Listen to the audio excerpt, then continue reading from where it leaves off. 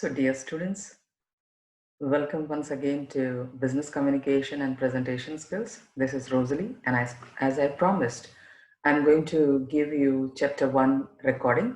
And Chapter 1 is all about Introduction to Communication. And usually, business communication and presentation skill, as per the syllabus, it is taught in the first or the second semester at our college. So now let's move on to introduction to communication. And actually in this recording, there will be some exercises, and those exercises, please do it. And it is compulsory. You will be having the question whether it is compulsory. Yes, it is compulsory. And while you are answering these questions, which are in between your slides, what you have to do is, if you have enrollment number, write your enrollment number. If you don't have your enrollment number, write your temporary ID number and your name and department, so that different teachers can check your answers. So I hope this is clear to everyone. So once again, welcome. Now, communication. Now I've shown here a family. Now when you're in a family, you talk with each other. So that is also a communication. When you are with your friends, you talk with each other. That also is communication. So the next one. Now a teacher is teaching. That is also communication. Now here I am going to show family, right? It can be one-to-one communication. It can be one-to-many communication. Same is the case of friends. Now here in the picture, when you see a faculty, it is one-to-many. Usually it is one-to-many because the teacher teaches and the students usually listens. Now, in the office also you have communication. Now, when this office comes, whatever we are going to learn in this particular chapter or going forward, it is all going to be formal communication. We are not going to take informal communication. We may give you some examples of informal communication. However, we are not going to take informal communication. Informal communication you have already learned till 12th. So whatever is going to be learned or whatever is going to be taught is going to be formal communication. There are some living things also, like reptiles. Then you have plants, animals, and then you have trees, insects, and many more, wherein you communicate with them. Not necessarily you are talking to them or they are responding to you verbally, but there is some communication that goes on. Those who have plants, those who have pets, they understand this. But still, if you talk to the plant, if you feel happy, the plant is happy. If you feel you are happy, your pet is happy. So all this communication. Now, if you see this hen, and if any farmer owns the hen, the farmer calls the hen, only that particular farmer's hen will come back. Same is the case with animals. They have that typical noise with which they communicate with their pets or animals. So I hope in communication, everything is a communication. From the time we are born, it is communication. Okay, so now we are continuing with that. Now, if you are doing a good job in writing or speaking, that is also a communication. Means speaking is also communication, writing is also communication. Now, if people don't understand what you are saying, that is not communication, because you are not speaking to them in a way that they are understanding. So there is some noise that comes in between, that is called not understanding. So they'll ask, what? Yes. Now, professionally and personally, if message is not conveyed effectively, it becomes a roadblock. Now, all of you know what is a roadblock. Roadblock, you have been traveling now. Lockdown is also happening. Sometimes they put that barricade, and it is a roadblock. Means you cannot go further. So if there is some noise in your mind, then it becomes a roadblock for your communication. So I hope this is clear to everyone. In between, now, next point that we are going is communication skill is an art. Yes, everything is an art. Same way, communication skill is an art. Now, when you want to be polite, you become polite. When you want to become angry, you become angry. So certain things that we are going to cover here is polite. Now, आपके सामने कुछ achieve करने का रखा हुआ है और आपको ऐसा लगा कि अगर मैं गुस्से में बोलूं तो मुझे वो नहीं मिलेगा. So to achieve your objective you become polite. हमेशा ऐसा नहीं होता है but then you become polite. Suppose बाहर ट्रैफिक जैम में कुछ हुआ और आपने गुस्से में बोलते तो सामने वाला भी गुस्से में बोलेगा. अगर आपने पोलाइटली बोला तो वो सामने वाला समझ जाएगा ठीक है भाई चलो बाय, ऐसे करके छोटो बच्चा है करके छोड़ देंगे. ठीक है. So that is politeness. And then when you say yes I agree with you, मुझे समझ में आ रहा है, yes whatever you are saying is correct, so that is also an art. You are understanding the opposite person and then you are saying what you have to see. Now in meeting, suppose there is some meeting and then you somebody said something and you thought that this is what the other person said. Say for example, somebody said I am going for lunch. So maybe you did not understand you did not hear. So you say, so you mean to say that you will not be there on your desk for half an hour, right? So this is what you mean. वो जो बोलता है उसको आप समझने के लिए अलग तरीके से आप उसको, so that is why it is an art. What did he say? I am going for lunch. And what did you say? So that means you will not be there at the desk for half an hour, right? So that is why it is an art. Further, when you are communicating with anyone, ये जो finger Poynting आपको दिखता है वो हम बोलते हैं avoid finger Poynting. मजा नहीं आएगा, किसी को अच्छा नहीं लगेगा. Oh yes it is you, नहीं, you may not like it. So usually ये कब होता है? When people don't understand you, you don't understand me. हम तो जैसे कि हम सबको समझने में माहिर हैं तो हम बोलते हैं यू डोंट अंडरस्टैंड. नहीं, we have some other words and that phrase is help me understand, I am not clear. So when you say help me understand, अच्छा आपको help, the word help, you know, आपको help चाहिए, yes I will make you understand. Now talking to teacher, अगर आपने ऐसे बोल दिया you did not teach properly, तो शायद आपको आपको पता है क्या मिलेगा. So that is why I have written it is a no.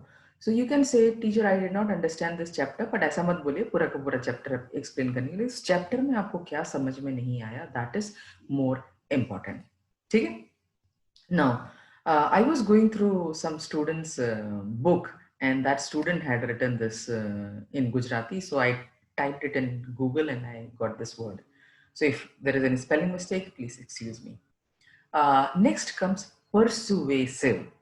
कभी कभी हम नहीं फ्रेंड्स के साथ जाते हैं नाश्ता करने के लिए और आपका जेब खाली होता है और आप बोलते हैं अरे तू इस बार पे कर ले, मैं बाद में पे करता हूँ. या तो फिर आपको पता होगा उसके पास पैसा है तो आप उसको बोलेंगे अरे तुझे तो अभी पॉकेट मनी मिला, तू बिल पे कर दे. You are persuading that person. अभी कोरोना आया है, बच्चों को कितना बोलना पड़ता है wash your hand, wash your hand, wash your hand. उसके अच्छाई के बारे में बताना पड़ता है. कभी कभी सोप स्मेल, अच्छे अच्छे सुगंधित स्मेल लेके आना पड़ता है. तो दैट इज ऑल परसुएसिव. मतलब आप उसके लिए कितना मेहनत कर रहे हो. So it is an art, right. Now compliment sincerely. तो अगर मैं आप लोगों को बोलूं कि यू ऑल आर अमेजिंग और मैं ऐसे बोलूं यू ऑल आर अमेजिंग, मेरे में वो सिंसेरिटी है ही नहीं. सेकेंड टाइम जो मैं बोली उसमें सिंसेरिटी है ही नहीं. So when you are speaking something, when you are complimenting मतलब अरे तूने अच्छा काम किया, अरे ये टी शर्ट आपके ऊपर अच्छा लगा, ये ड्रेस आपके ऊपर अच्छा लगा. Complementing sincerely. मम्मी आपने आज अच्छा खाना बनाया, सो that is the food is very tasty. तो आपके अंदर यू नो दैट चेहरे में वो एक स्माइल होना चाहिए, तो सिंसेरिटी आना चाहिए. तो ये सब आर्ट है, ये जो आप कर रहे हो, all these things are art. Suppose यहाँ पे मैंने एक पिक्चर रखा हुआ है, वहाँ पे एक स्टूडेंट है वो हमेशा लेट आता है. एक दिन जल्दी आया तो टीचर ने सबके सामने बोल दिया अरे John you are early today. तो वो सिंसियरली, ऐसा नहीं सरकाज़म में नहीं बोलने का, ठीक है, you are early today, good. तो ऐसे हम बोल सकते हैं. Next is building rapport. अब यहाँ पे मैंने when I was teaching you I told you that RAPPORT, T यहाँ पे साइलेंट है. बिल्ड रैपो, ठीक है, टी साइलेंट. आप देख चुके होंगे कि अगर आप ज़्यादा बोलते हैं, तो आपके जो इर्द-गिर्द लोग होंगे, वो ज़्यादा बोलने वाले होंगे। अगर आपको बाहर जाना पसंद है, कैंटीन में जाना पसंद है, तो आपके साथ कैसे कैसे कैसे लोग जुड़ेंगे? कैंटीन वाले। अगर कोई पढ़ाकू है, तो आपके आस-पास कैसे लोग होंगे? पढ़ाकू। तो हम कैसे लोगों को अट्रैक्ट करते हैं? दोज़ हू ऐसे लोगों को हम अट्रैक्ट करते हैं, जो हमारे जैसे हैं। सो मतलब हमारा एक्शन उनके साथ मैच होता है। वो हमारे जैसे सोचता है। हमारी भाषा, भाषा मतलब ये नहीं है कि मैं हिंदी में बोलती हूँ तो आप भी हिंदी में बोले, आप गुजराती में बोले तो मैं भी गुजराती नहीं, वो भाषा नहीं।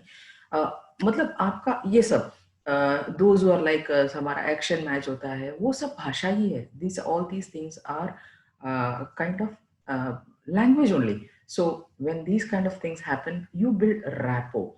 आपका एक कनेक्शन हो जाता है। दैट इज़ व्हाई मैंने यहाँ पे एक मैग्नेट बताया, वो एक अट्रैक्शन हो जाता है। So I hope everybody has understood up till here, and we are moving forward to the next one.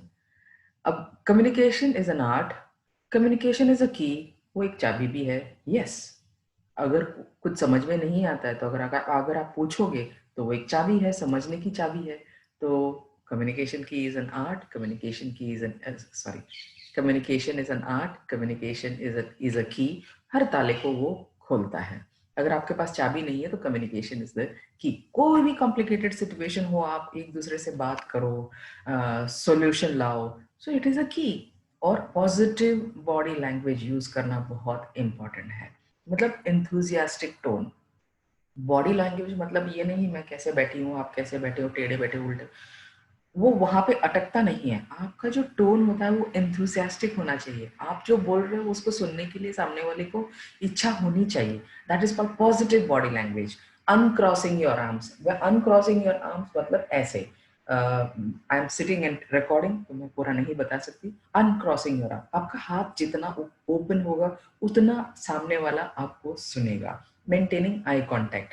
अभी मैं आपके साथ जितना हो सके आई कांटेक्ट कर रही हूँ, क्योंकि कैमरा ऊपर है और मेरा पीपीटी नीचे है और मैं साइड में हूँ, तो जितना हो सके मैं आई कांटेक्ट कर रही हूँ। तो एक्चुअली जब हमारा क्लासरूम टीचिंग होता है, तो डेफिनेटली आई कांटेक्ट होता है। सो जितना हो सके आई कांटेक्ट। और आई कांटेक्ट का मतलब ये नहीं है कि घूर घूर के देखना है, ठीक है। So positive body language, enthusiastic tone, uncrossing your arm and having eye contact. Believe in simplifying. ये नहीं कि हम अगर मुझे अंग्रेजी अंग्रेजी बहुत आता है जो नहीं, बल्कि और मैं ऐसे ऐसे ऐसे वर्ड्स यूज करूँ कि सामने वाले को समझ में ही नहीं आ रहा है। यार आप क्या बोल, अरे यार ये क्या बोल रहे हो, समझ में नहीं आ रहा है, अच्छा छोड़ो, ऐसे हो जाता है। नहीं, तो सिंप्लीफाई। सामने वाला कैसा है, सामने वाले को क्या समझ में आएगा, उस हिसाब से आपको बोलना है। नेम, अगर आपने देखा होगा, if you might have seen that I call, usually I call everybody by name, and that is what I like. I don't like enrollment number, calling people by number. You are not a number, you are a name. Okay, भगवान आपके mummy papa ने, मेरे mummy papa ने नाम दिया हुआ है, so that name is very important. ठीक है। तो आप भी दूसरों का नाम ले और सामने वाला भी दूसरे आपका नाम ले, वो आपको अच्छा लगेगा। और ये भी इंक्लूड करिए, जब लोग मिलते हैं तो हेलो, स्माइल, ऐसे हाय, ऐसे स्मॉल स्माइल, स्माइल नेचुरली। कुछ लोग होते हैं ऐसे ऐसे करके, no, smile naturally, be approachable. ना कि आपके यहाँ पे एक बैरिकेड लगा दिया, अरे अकड़ के ऐसे ऐसे नहीं बैठना है। बी अप्रोचेबल मतलब सामने वाला आपके पास आके कुछ पूछना चाहे तो पूछना, मतलब he should be, you should be approachable. वो एक, उसको ऐसा लगना नहीं चाहिए कि अरे यार इनके पास तो नहीं जाना चाहिए, ऐसा नहीं लगना चाहिए।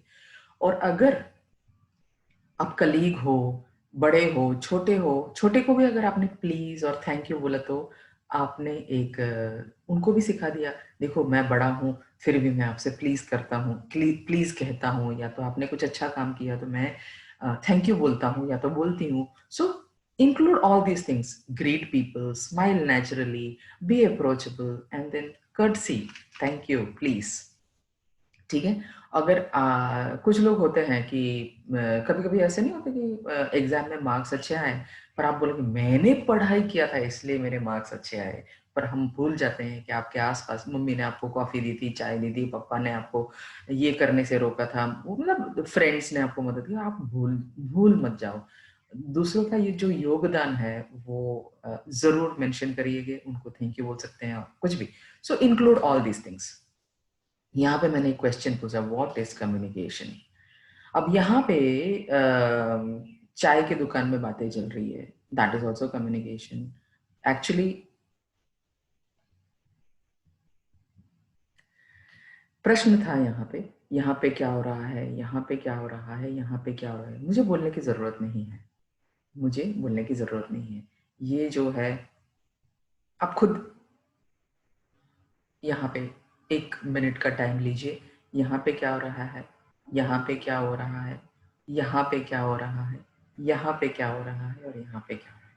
कमेंट सेक्शन में आप वीडियो पॉज करके इसका जवाब दे सकते हैं, मुझे अच्छा लगेगा। ठीक है। क्वेश्चन जो है व्हाट इज कॉमन हियर, वो भी जवाब, उसका भी जवाब आप लिख लीजिए, प्लस ये जो पिक्चर मैंने यहाँ पे रखा हुआ है उसमें क्या हो रहा है वो भी आप लिख दीजिए। तो यहाँ पे वीडियो पॉज करेंगे। क्वेश्चन है what according to you is communication. Question क्या है, दो क्वेश्चन है, what according to you is communication, write in the comment section, mention your name and department. और एनरोलमेंट नंबर मैंने नहीं मांगा है, पर लिख लीजिए कमेंट सेक्शन में। दूसरा क्वेश्चन है, if the comment section, in the comment section, question नहीं है ये, इन the comment section right any one definition from chapter 1। मैंने आपसे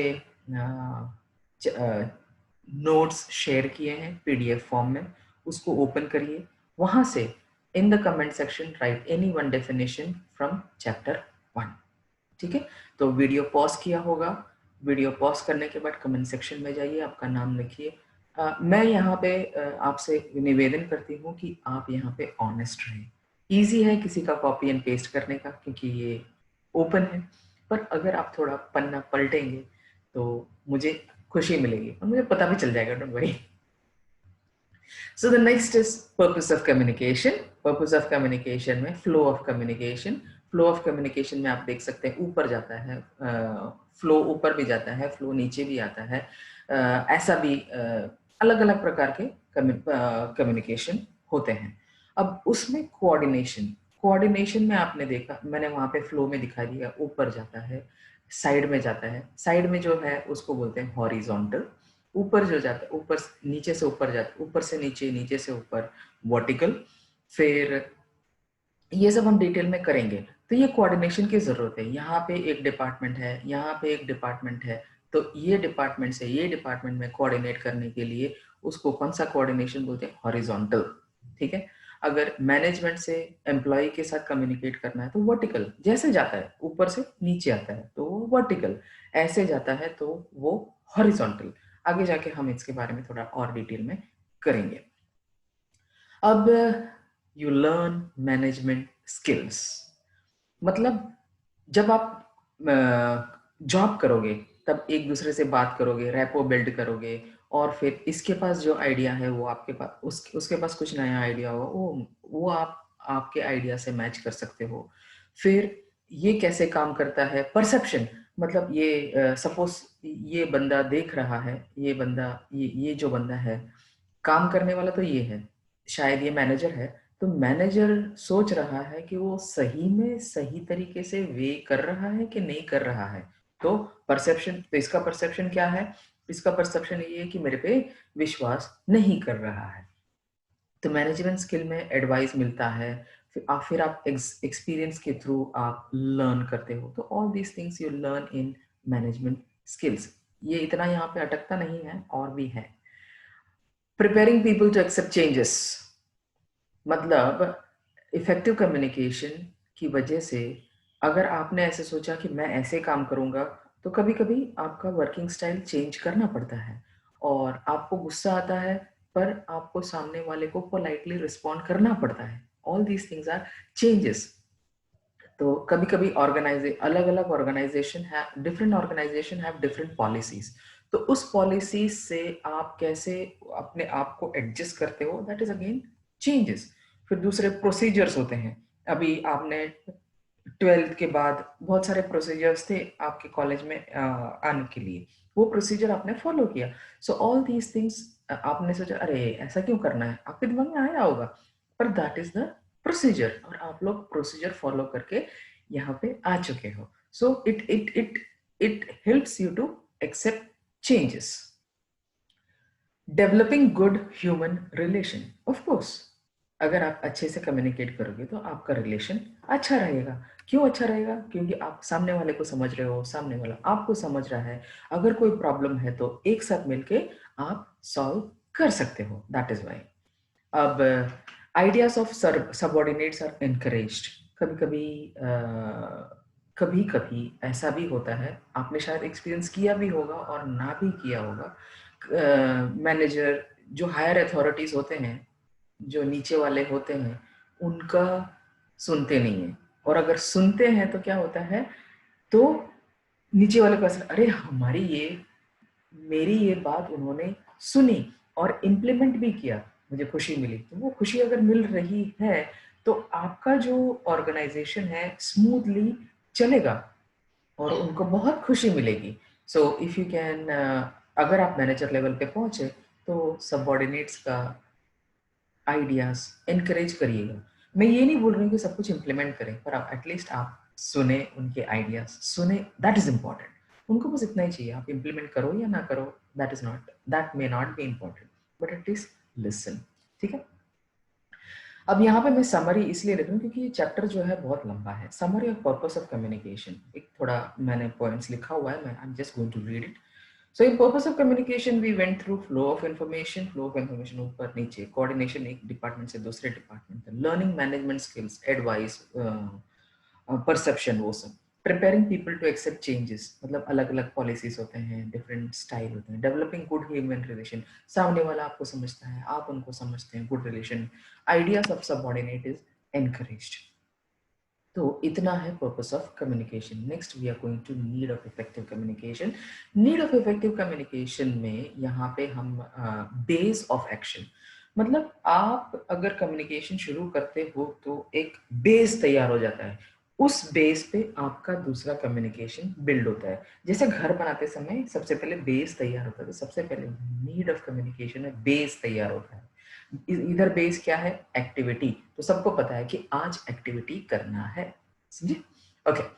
next is planning becomes easy. अगर आप कम्युनिकेट करोगे तो आपका प्लानिंग इजी हो जाएगा। आपको जैसे आपको टाइम टेबल दिया जाता है, आपका प्लानिंग इजी हो जाता है। अगर सुबह उठ के या तो एक आधे घंटे के पहले मैंने बोल दिया आज आपका लेक्चर है, तो आपका प्लानिंग है ही नहीं, ना ही मेरा प्लानिंग है। मेरा तो प्लानिंग था पर आपका प्लानिंग नहीं हुआ, right? So it become planning becomes very easy. Means of coordination, आपके घर पे मम्मी काफ़ी जो मेड होते हैं उनके साथ बातें करते हैं और इंस्ट्रक्ट करते हैं कि भाई ऐसे कपड़े धो, ऐसे खाना बनाओ, ऐसे बकेट पकड़ो, ऐसा ये करो, मतलब मीन्स ऑफ कोऑर्डिनेशन। तो वो इजी हो जाता है। Needs of communication, means of coordination is very important. आपसे भी बात करते हैं, पापा से भी बात करते हैं, मम्मी से भी बात करते हैं, अलग अलग लोगों से, ऑफिस में भी ऐसा होता है। एड्स इन डिसीजन मेकिंग, मतलब मैं ये करूं या वो करूं। सो आपके पास बहुत सारे ऑप्शन यहाँ पे होंगे, बहुत सारे ऑप्शन यहाँ पे होंगे, तो आपको ये डिसीजन लेने में मदद करता है। Next is provides effective leadership. अपने सबऑर्डिनेट से या तो अपने पीयर से बात करते करते आपको पता चल जाता है कि इसका नीड ये है, इसको मैं ऐसे मदद कर सकता हूँ, तो आप क्या कर रहे हो? आपका लीडरशिप स्किल बढ़ रहा है, and then you become the leader for others. When do you become leader for others? जब कोई आपके पास आता है कुछ एडवाइस लेने, हेल्प लेने, या ये कैसे करने का, वो कैसे करने का, तो you automatically become leader. Boost moral and motivation. And अगर एक दूसरे के साथ आपका अंडरस्टैंडिंग है तो आप साथ में मिलके काम करोगे, जब साथ में मिलकर काम करोगे तो आपका काम भी इजी हो जाएगा और कोई आपको परेशान करने वाला भी नहीं होगा और आप चैन से घर पे जा भी सकते हो आफ्टर फिनिशिंग द वर्क। यहाँ पे summary of needs of communication, जैसे मैंने पहले ही बताया है कि this chapter is a bit long. इसमें मैंने कम्युनिकेशन साइकिल, चैप्टर 1 में कम्युनिकेशन साइकिल का अलग वीडियो बनाया है। तो चैप्टर 1 में 2 वीडियो हैं, एक है ये, दूसरा है communication cycle. So the first is base of action. अगर आपके पास बेस नहीं है तो कोई एक्शन नहीं होगा and it becomes, planning becomes easy. The coordination between you and the subordinates और you and the peers becomes easy. आपका डिसीजन अच्छी तरह आप ले सकते हो, provides effective leadership and boost moral and motivation. The next one is principles of communication. Principles of communication में clarity, clarity में आपका language, मैंने जैसे बोला language does not mean Hindi, Gujarati, Malayalam or any language. It can be anything, your emotion, anything. So principles of communication में सबसे पहले clarity important है. Next is adequacy and consistency. अगर आपने बोला कि मैं 4 बजे उठता हूँ तो आपको 4 बजे हर रोज उठना पड़ता है। और अगर आपने बोला कि नहीं आज मुझे 4 बजे नहीं उठना, आज मुझे 5 बजे उठना है, तो there is no consistency. Integration मतलब आपका गोल वहां पहुंचना है, कहीं पे भी इतना इतना इतना मार्क लाना है, या तो इतना वेट रिड्यूस करना है, या तो इतना ही खाना खाना है, या तो ये काम करना है। तो you need to have that integration, आपका गोल के ऊपर इंटीग्रेशन जरूरी है। Next is economy. जब आप मैंने एग्जाम्पल भी मैंने शायद क्लास में दिया हुआ है कि अगर आपको कहीं बाहर जाना हो तो आप एक साथ मिलके, आप तो बोलोगे मुझे यहाँ जाना है, मुझे वहाँ जाना है, आप तो बोलोगे मुझे फॉरेन जाना है, पर आपके बजट के मुताबिक आपको घूमने जाना पड़ता है, दैट इज इकोनॉमी। उसी तरह ऑफिस में भी इकोनॉमी कैसे मेंटेन करते हैं, तो पेपर अगर बचाना है तो हर चीज ईमेल में करें, डिजिटल प्लेटफॉर्म में करें, तो आप पेपर बचा रहे हो, पेपर बचा रहे हो तो आप पेड़ कम काट रहे हो, इकोनॉमी। फीडबैक, जब भी क्लास में मैं कुछ पूछती हूँ, ऑनलाइन हो या ऑफलाइन हो, तो आप लोग को अगर समझ में आया तो आप ऐसे करते हो, या तो यस बोलते हो या तो चैट करते हो। सो दैट इज अ फीडबैक। और फीडबैक चेहरे से भी पता चल जाता है, दैट इज बॉडी लैंग्वेज, वो बात में करेंगे। अगर आपको कुछ काम करना है, जरूरी नहीं है हर चीज आप अकेले कर पाओगे, यू नीड हेल्प। तो अगर आपको हेल्प चाहिए तो आपको नेटवर्क की जरूरत है। अगर आप अकेले चुपचाप बैठे रहोगे तो आपके फ्रेंड्स आपके पास नहीं आएंगे हेल्प देने के लिए। So network is very very important and the most important is attention.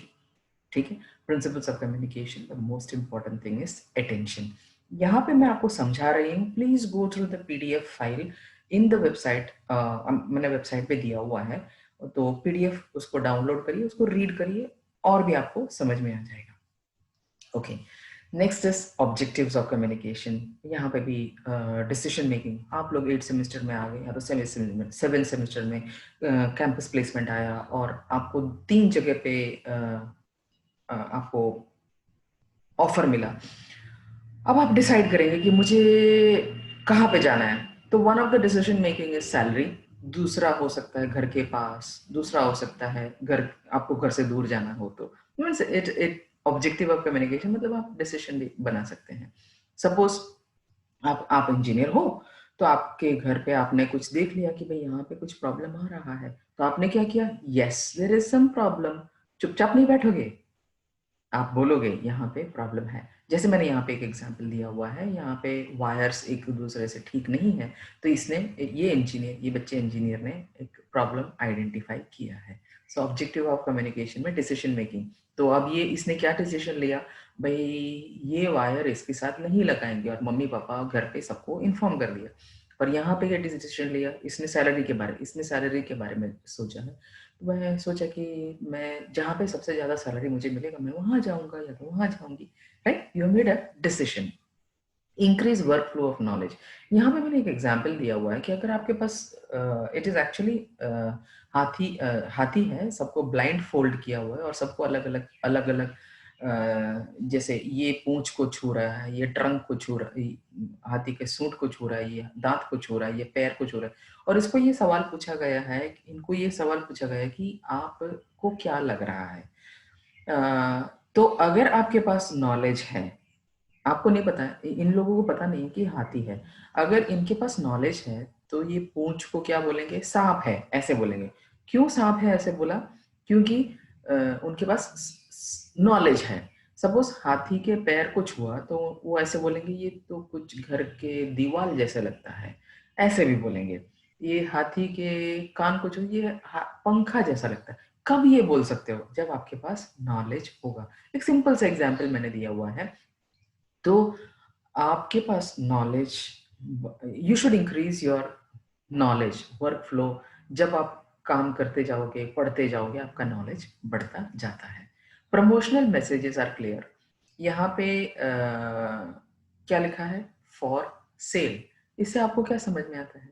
बस इतना ही लिखा है, फॉर सेल, और यहाँ पे एक इमेज लिखा, इमेज बताया। मतलब किसी का घर या तो आपका घर सेल पे रखा है। अब इसका मतलब क्या है? इसमें कुछ भी लिखा नहीं है। इसका मतलब ये है, आपको पता ही है, आगे होटल है, खाना मिलेगा। भूख नहीं लगी है तो किसी को भूख लग जाती है, और अगर भूख लगी है तो देख हाश अभी खाना मिलेगा। Right, these are promotional messages. So provides counselling और एडवाइस। अगर मैं हमेशा बोलती हूँ प्रेज इन पब्लिक, सबके सामने आपका प्रेज होना चाहिए। और अगर आपको रेप्रिमेंट, मतलब अगर आपको डांटना है तो अलग पकड़ के डांटिए, सबके सामने नहीं। आपको अच्छा लगेगा सबके सामने आपको डांटेंगे तो, माफ करना, ऑनलाइन ऐसा शायद नहीं हो पाएगा, आपको अलग लेके जाके डांटे। ऑफलाइन में yes it is possible, online में भी हो सकता है, अगर टाइम परमिट किया तो। क्योंकि कुछ लोग बोले नहीं नहीं ऑनलाइन में हो सकता है, यस हो सकता है, but here the question is provides counselling और एडवाइस। अगर आपने कुछ अच्छा काम किया है, अगर किसी ने कुछ अच्छा काम किया है, आपके फ्रेंड ने अच्छा काम किया, मम्मी ने अच्छा काम, पापा ने अच्छा, अरे आज मेरे पापा ने ऐसा काम किया, आज मेरी मम्मी ने ऐसे, मेरी बहन ने ऐसे काम किया, भाई ने ऐसे काम किया, प्रेज इन पब्लिक, तो उनको ऐसा लगेगा अरे भाई मेरा काम नोटिस हो रहा है। तो यहाँ पे मैंने लिखा हुआ है रेप्रिमेंट इन प्राइवेट, मतलब डांटना जो है वो प्राइवेटली करे, सबके सामने नहीं। ठीक है, तो अपने जैसे मैं बोलती हूँ कि make mistake, learn from the mistake and move ahead. Mistake करें और learn from the mistake and then move ahead. ठीक है, सो नेक्स्ट, ऑर्डर। यहाँ पे मैंने एक परचेज ऑर्डर लिखा हुआ है। ऑनलाइन आप लोगों ने चीजें ऑर्डर किया होगा, जब आप कुछ ऑर्डर करते हो तो वहां पे लिखा हुआ होता है कि आपने ये चीज ऑर्डर किया है, इतने का है, ये आपका एड्रेस है, वो सब क्यों? ताकि आपको पता चले कि आपने सही चीज ऑर्डर की है, और उनको सही चीज भेजने के लिए एक ऑर्डर होता है। फिलिंग ऑफ एग्जामिनेशन फॉर्म, वो भी एक ऑर्डर होता है। आपके मेंटर बोलेंगे या तो आपके टीचर बोलेंगे फिल अप एग्जामिनेशन फॉर्म। दूसरा, हम बोलते हैं ना अटेंड लेक्चर्स, वो भी एक ऑर्डर होता है। ठीक है, अलग अलग प्रकार के ऑर्डर्स होते हैं। So I hope it is clear. Suggestions, आप दूसरों को सजेशन दे सकते हैं, पर माफ करिएगा, वो सजेशन वो लोग मानेंगे नहीं मानेंगे वो उनके ऊपर है। आपका काम क्या है? सिर्फ सजेशन देना है। मेरा काम क्या है? सिर्फ सजेशन देना है कि आप ये वीडियो देखें। पर हाँ, मैं कभी ऑर्डर भी कर दूंगी, there are some exercises, please do it. Okay, persuasion जो आपने देख लिया है कि रेस्टोरेंट का बिल पे करने वाला। वार्निंग, यहाँ पे आपको एक वार्निंग दिया हुआ है, कॉशन, वेट फ्लोर। आपने ये वार्निंग को नहीं देखा और आप मस्ती में दौड़ते गए, क्या होगा? आपको पता है, गिर जाओगे। और यहाँ पे वार्निंग, आप कुछ अगर आपके दिमाग में ऐसा नहीं मैं आज ये ऐसा काम करूँ, तो warning, security camera in use. अच्छा, सिक्योरिटी कैमरा, ये काम नहीं करना है। Just kidding, this is just an example. Enhance leadership skills, जब आप लीडरशिप स्किल्स डेवलप करते हो, मतलब एक दूसरे से मदद करने से, बातें करने से, ये सब करने से लीडरशिप स्किल्स ऑलरेडी हो जाता है। तो उसकी वजह से कोई, किसी ने आपके पास आके कुछ मदद मांगी और आपने मदद दी, तो आपके पास अरे this I can do it, yes you can do it, तो आपका कॉन्फिडेंस बढ़ जाता है। ठीक है, अगर आपको ऐसा लगता है कि by born everybody is not a leader, अगर आपको हेल्प चाहिए आप सेमिनार अटेंड कर सकते हैं, वर्कशॉप अटेंड कर सकते हैं टू लर्न अबाउट लीडरशिप। इसका मतलब ये नहीं कि सेमिनार अटेंड कर दिया, वर्कशॉप अटेंड कर दिया और आप लीडरशिप, आपके में वो सब ज्ञान आ गया और आपने नेक्स्ट डे से इंप्लीमेंट करना शुरू कर दिया है। पेशेंस। ठीक है, next is discipline. Every organisation has got disciplinary codes, जैसे कि आपके टेम्पररी कोड दिया हुआ है, so that is again a disciplinary code कि आपको कैसे आइडेंटिफाई करें। आईटी वालों को आईटी से आइडेंटिफाई करें, कंप्यूटर वाले को कंप्यूटर से आइडेंटिफाई करें, ईसी वालों को ईसी, इलेक्ट्रिकल वालों को EE. So all these are disciplinary code. यहाँ पे एक नॉन वर्बल डिसिप्लिन हो रहा है, मतलब are they happy? Yes they are happy.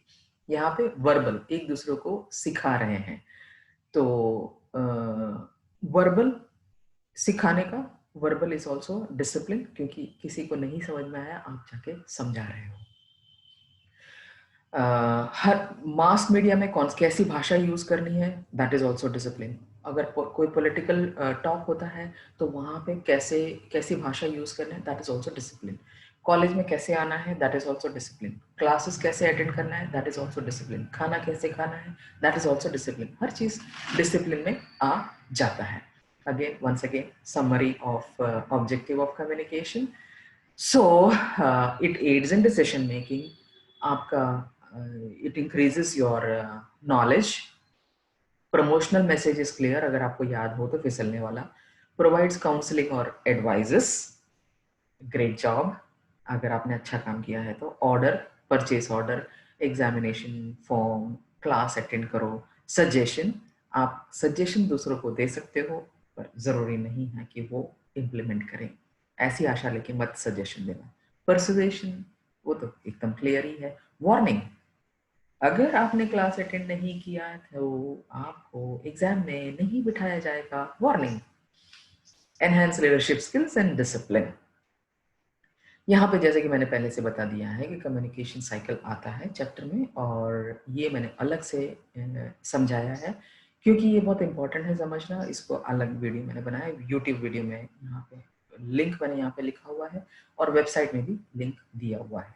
Types of feedback, यहाँ पे मैंने मैसेज दिया हुआ है, pause the video, what is feedback according to you. हमने फीडबैक के बारे में एक झलक हमने दिया था, तो then what is feedback according to you, mention in the comment section along with your enrollment number or temporary ID with department name। यहाँ पे मैं बता देती हूँ टाइप्स ऑफ फीडबैक। रिस्पॉन्स, आप एक दूसरे को रिस्पॉन्स देते हो, दैट इज रिस्पॉन्स। मैं किसी को बोलूँ व्हाट इज योर नेम, तो आप बोलोगे this is my name, so that is a response. आपने किसी को एक चमाट मारा तो उसने सामने से चमाट मारा, सो दैट इज रिएक्शन। कमेंट, कोई जा रहा है और आपको ऐसा लगा कि नहीं इसके बारे में मुझे कुछ कमेंट देना है, तो आप कमेंट दे रहे हो, means those are that is negative comment, but then ये सेमिनार अच्छा था, that is a positive comment. मैंने इसमें से ये सीखा, that is a positive comment. Criticism, आज आप अगर एक्चुअली मैं सबको बोलती हूँ क्रिटिसिज्म जो चीज होती है, you should welcome criticism. Criticism, अगर आपको कोई कुछ बोलता है तो उसको दिल में ना लीजिए, सोचिए कि इसने मुझे ऐसा क्यों बोला, और ये this is a platform where you can improve. I welcome criticism. बहुत टाइम के बाद मैंने वेलकम किया, but I learn to welcome criticism. पर आप लोग अभी से क्रिटिसिज्म वेलकम करेंगे तो you will reach wherever you want to reach. Advice, आप किसी को एडवाइस देते हैं, that is also type of feedback. Opinion, opinion लेते हैं लोग, अगर ये होता तो क्या होता, यहाँ जाते तो क्या होता, मैं ऐसे करूँ तो क्या होता है, दो सर ओपिनियन। कुछ लोगों का तो फीडबैक इतना ही होता है, ठीक है। यहाँ पे भी मैंने पॉज करने को बोला है, pause the video and right in comment section why feedback is important. ठीक, तो वीडियो पॉज करिएगा और अपना फीडबैक यहाँ पे आप अपना जवाब लिखिएगा, मैं आगे बढ़ रही हूँ। बी ओपन टू फीडबैक, अगर कोई फीडबैक देता है, सपोज मैं आपको फीडबैक दे रही हूँ, तो सामने बकबक मत करिएगा, चुप रहिएगा और सुनिएगा। Feedback should be about behaviour, not about person. मतलब आपने आज ये काम ऐसा किया, नहीं कि तू ऐसा ही है, तू ऐसा ही है, वो पर्सनल अटैक होता है। बिहेवियर, आपने ऐसा काम क्यों किया, मुझे आप पसंद है पर आपने ये काम ऐसा किया वो मुझे पसंद नहीं है, ठीक है। No comment on what type of person they are, जैसे कि मैंने बोला कि आप पर्सनल अटैक नहीं करेंगे, उनका बिलीफ क्या है, और तो ये तो ऐसा ही बिलीव करता है, उनके वैल्यू सिस्टम पे नहीं बोलने का, बस ओनली बिहेवियर पे बोलने का है। ओनली हाउ यू फेल्ट, मुझे ऐसा लगा, मैंने ऐसे सोचा आपके बिहेवियर के बारे में, मुझे ऐसा लगा, मैंने ऐसे सोचा आपके बिहेवियर के बारे में. So this is how you should give the feedback. अब types of feedback, confirmatory feedback. Yes, this is confirmatory feedback. Yes, that is confirmatory feedback. अगर मैं किसी को क्लास में आके बोलूँ कि yes, you did a good job today, motivational feedback, timely feedback. कुछ लोग होते हैं ना कि अंदर रख देते हैं और 1 महीना 2 महीना 3 महीने के बाद, उस दिन तूने मुझे ये किया था, ये इसका बदला है. मेहरबानी करके ऐसा मत करना. Give timely feedback. भाई देखो ये सही नहीं जा रहा है, इम्प्रूव. टाइमली फीडबैक, उस टाइम पे टाइमली फीडबैक देना है. करेक्टिव फीडबैक, आप किसी को अगर करेक्ट कर रहे हो, सुधार रहे हो, यूजुअली मम्मी पापा टीचर बड़े सब आपको करेक्टिव फीडबैक देते हैं. कभी कभी फ्रेंड्स भी देते हैं. तो दीज आर करेक्टिव फीडबैक. ये नहीं, ऐसा नहीं, वैसा नहीं. मैथमेटिक्स प्रॉब्लम सॉल्व कर रहे हो, करेक्टिव फीडबैक. सपोर्टिव फीडबैक, तुझे ये काम करना है तो कर, मेरा सपोर्ट तेरे पास है. सपोर्टिव फीडबैक, तो वो जिसको भी काम करना है वो करते रहेंगे. जैसे मैं बोलती हूँ, make mistake, learn from the mistake and move head. मेरा सपोर्ट आपके पास है. ठीक है. ओके. कंफर्मेटरी फीडबैक में मैंने यहाँ पे डिटेल में लिखा हुआ है. यहाँ पे मैंने लिखा हुआ है कि गॉट इट. तो इसका मतलब ये नहीं कि उसको समझ में आया, मतलब उसको थोड़ा समझ में आया. Head shaking, thumbs up, thumbs down, ये सब कंफर्मेटरी फीडबैक है. But you have to be very careful. Culture और ऑर्गेनाइजेशन अगर इसको एक्सेप्ट करता है कि नहीं. Confirmatory feedback. Motivational feedback, pat pat. अगर कोई नहीं है तो खुद पैट कर लीजिए. ठीक है. आप किसी को लॉकडाउन पीरियड में आप किसी को किसी कहीं जाके हेल्प कर रहे हो, फूड ड्राइव कर रहे हो, या तो ओल्ड लेडी है उसको मदद कर रहे हो. All these are motivational feedback. आपको किसी ने नोटिस किया. ठीक है. टाइमली फीडबैक, मतलब आपने कोई गलती की यार, आप पूछ रहे what should I do next. 6 महीने के बाद नहीं, मम्मी ने कुछ अच्छा खाना बनाया, गिव द टाइमली फीडबैक. किसी ने आपको अच्छा गिफ्ट किया, गिव द टाइमली फीडबैक. ये सब जस्ट एग्जाम्पल है आपको समझने के लिए. करेक्टिव फीडबैक, करेक्टिव फीडबैक में मैंने यहाँ पे लिखा हुआ है suggestive. To help the mistake correct. Suggest करे तो ठीक है. Corrective feedback along with supportive feedback, मतलब आप एक दूसरे को सपोर्ट कर रहे हो. अगर कोई सपोर्ट करता है तो आपका मोटिवेशन बढ़ जाता है. तो दे दीजिए ना सपोर्ट अच्छे काम के लिए. मैं ऐसे बोलती हूँ catch them doing something wrong. कुछ लोग ऐसे बोलते हैं catch them doing something, catch them doing something right. अगर आप किसी को कैच करना चाहते हो तो कुछ अच्छा काम करते हो तब कैच करें, not when they are doing something wrong. Types of feedback: confirmatory feedback, motivational feedback, timely feedback, corrective feedback, and supportive feedback. Now comes levels of communication. Levels of communication में intrapersonal, interpersonal, extrapersonal, organizational and mass communication. मैं सीधा intrapersonal पे जा रही हूँ. Intrapersonal मतलब आप अपने आपके साथ बातें कर रहे हो. क्लास में मैंने समझाया था कि आपको ये आर कहाँ पे है वो देखना है. आर अगर बीच में है, INTRA, टी और ए के बीच में है तो मतलब विद इन. आप अपने आप से बात कर रहे हो, आप अपने आप विजुअलाइज कर रहे हो, और या तो फिर आप अपने आप नोट्स लिख रहे हो. ठीक है. इंटरपर्सनल कम्युनिकेशन, इंट्रापर्सनल कम्युनिकेशन, आप अपने आप से मोनोलॉग, मतलब आप अपने आप से बात कर रहे हो. पेप टॉक, आप जब बात कर रहे हो तो अपने आप से. कुछ लोग होते हैं अपने आप बात करते हैं और हाथ ऐसे ऐसे ऐसे कर रहे हैं, रिपीटिंग. किसी ने सामने से कुछ बोला वो आप रिपीट करते हो. सेंडर और रिसीवर दोनों ही आप हैं. ठीक है. सो दिस इज इंट्रापर्सनल कम्युनिकेशन. अब कम्स इंटरपर्सनल कम्युनिकेशन. आप अपने आप से बात नहीं कर रहे हो, आप एक आप और सामने वाला कोई तो होता है, आप उनसे बात करते हो. इंपॉर्टेंट क्या है, INTER. आर कहाँ पे है, बाहर, मतलब बाहर. पर ध्यान रखिए यहाँ पे एक मैंने प्रोवर्ब लिखा है, once a word goes out of your mouth you can never swallow it again. So be careful. Examples दिए हुए हैं. Interpersonal, talking to your friend, talking to your faculty, at the dining table, all these things are interpersonal communication. फिर how far have you reached in college project, interpersonal. आप यहाँ पे music सुन रहे हो और आपके पापा ऐसे बोल रहे हैं कि कब कहाँ तक पहुंचा है, क्या यहाँ पे इंटरपर्सनल कम्युनिकेशन हो रहा है? शायद नहीं हो रहा है।